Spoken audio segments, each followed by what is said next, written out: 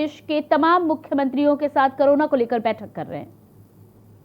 हम ये भी देख रहे हैं कि महाराष्ट्र और एमपी में टेस्ट पॉजिटिविटी रेट बहुत ज्यादा है और केसों की संख्या भी बढ़ रही है, बहुत आ रहे हैं।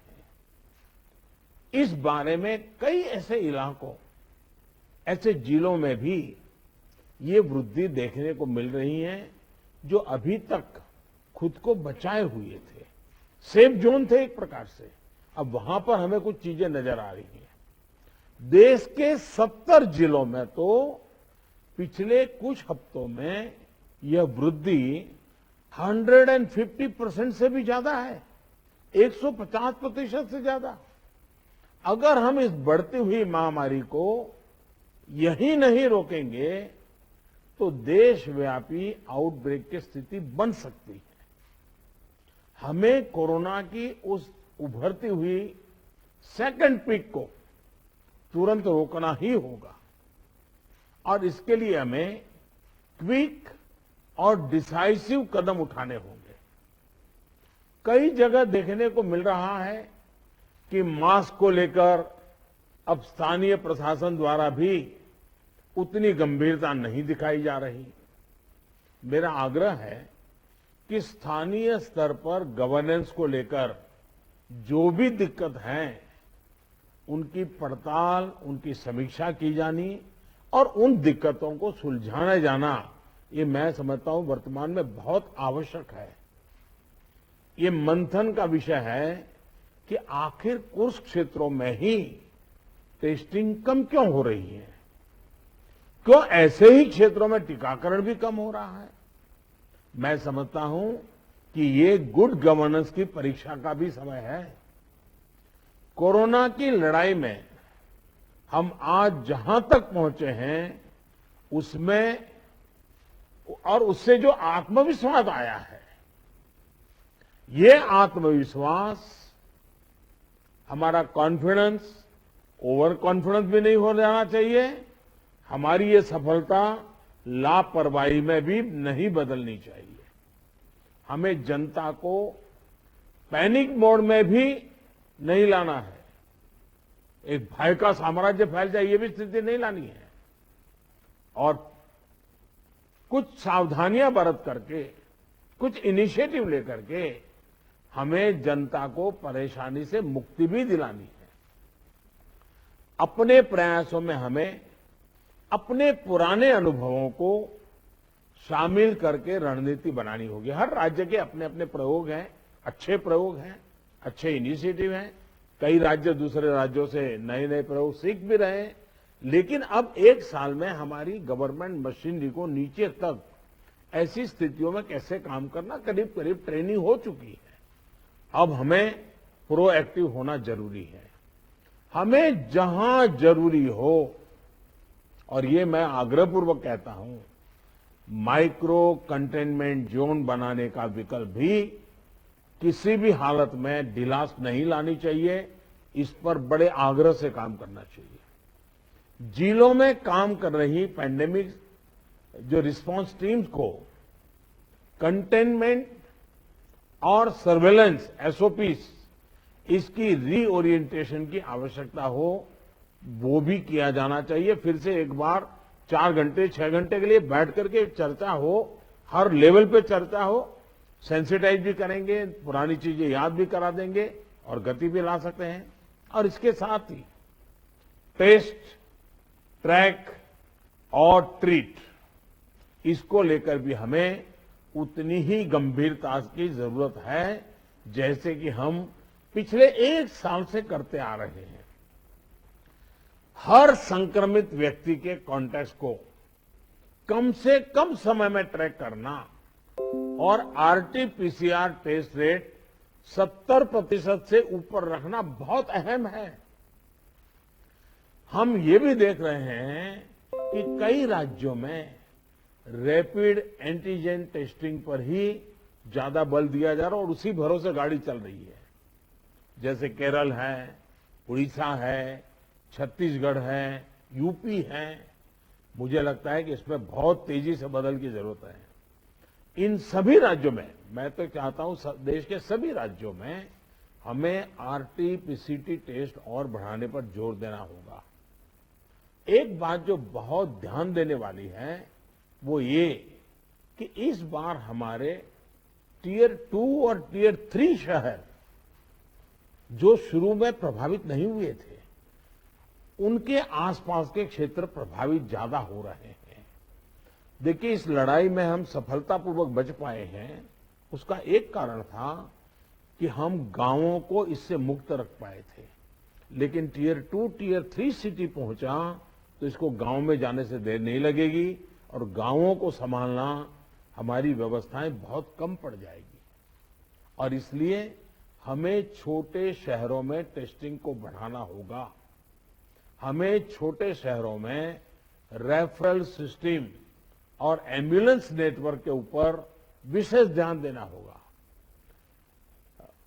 प्रेजेंटेशन में ये भी बात हमारे सामने रखी गई कि अभी वायरस का स्प्रेड डिस्प्रेस्ड मैनर में हो रहा है। इसकी बहुत बड़ी वजह ये भी है कि अब पूरा देश ट्रैवल के लिए खुल चुका है।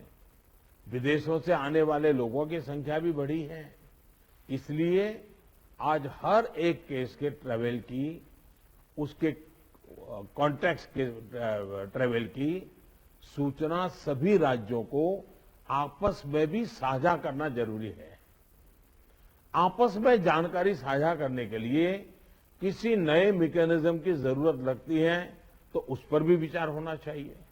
इसी तरह विदेश से आने वाले यात्रियों और उनके कॉन्टैक्ट्स के सर्वेलेंस के लिए एसओपी के पालन की जिम्मेदारी भी हमारी अब बढ़ गई है।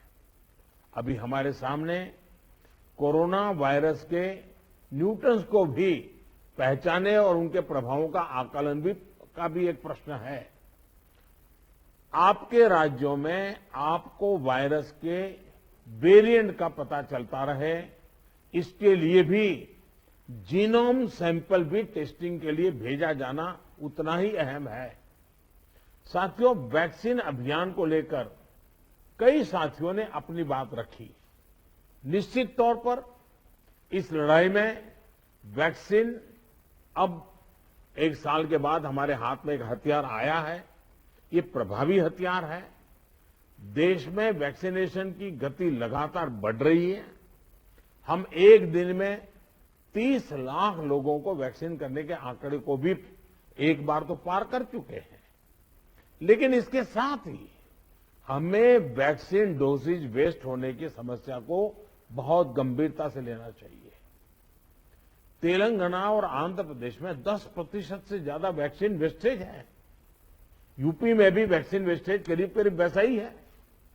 वैक्सीन क्यों वेस्टेज हो रही है, इसकी भी राज्यों में समीक्षा होनी चाहिए और मैं मानता हूं हर रोज शाम को इसकी मॉनिटरिंग की व्यवस्था रहनी चाहिए और हमारी सिस्टम को प्रोएक्टिव लोगों को कांटेक्ट करके एक साथ इतने लोग मौजूद रहें ताकि वैक्सीन दे, वैक्सीन वेस्टेज न जाए, इसकी व्यवस्था होनी चाहिए।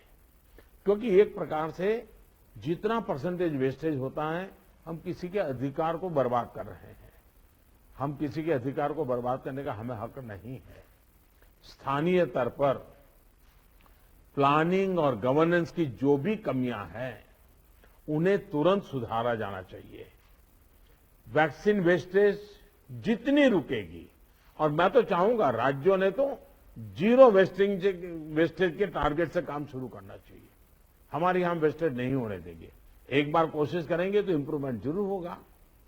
उतने ही ज्यादा हेल्थ वर्कर्स, फ्रंटलाइन वर्कर्स और दूसरे एलिजिबल लोगों को वैक्सीन की दोनों डोज पहुंचाने के हमारे प्रयास सफल होंगे।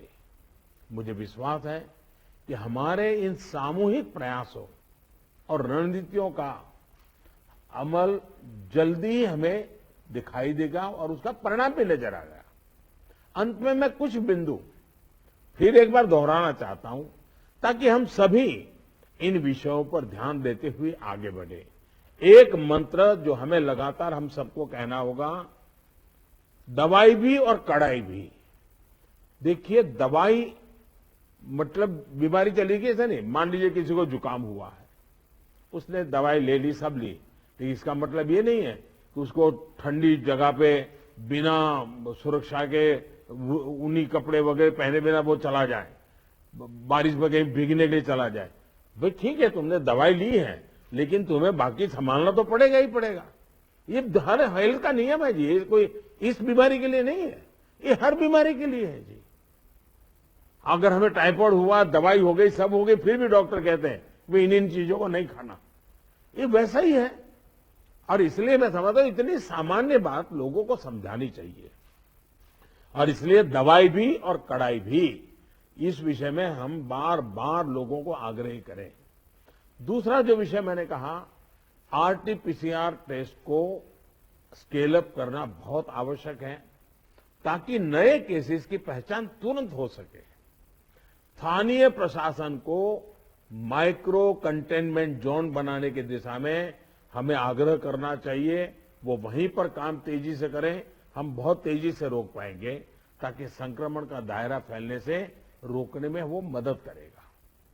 वैक्सीन लगाने वाले केंद्रों की संख्या बढ़ाने की आवश्यकता है, वो प्राइवेट हो, सरकारी हो, जितना, जैसा आपने मैप देखा होगा, वो आपके लिए भी राज्यवार भी बनाया, वो शुरू में जो ग्रीन डॉट वाला बताया था, और देखने से ही पता चलता है बहुत सारे इलाके हैं कि जहां लाइट ग्रीन लग रहा है, मतलब कि हमारे वैक्सीनेशन सेंटर उतने नहीं है और या तो एक्टिव नहीं है।